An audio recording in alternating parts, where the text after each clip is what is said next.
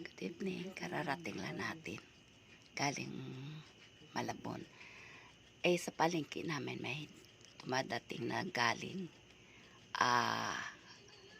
Laguna. Dadala sila ng mga ganyan, no, saging at saka papaya.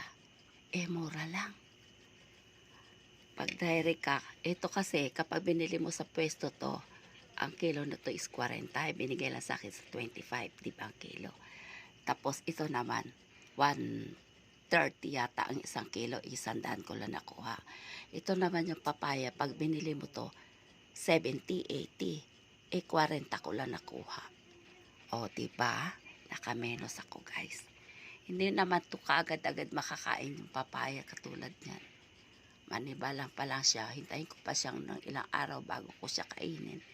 Ito lang ka daw pwede na to, sabi. Tsaka ito, bukas ilalaga ko. O, diba guys? Kain tayo.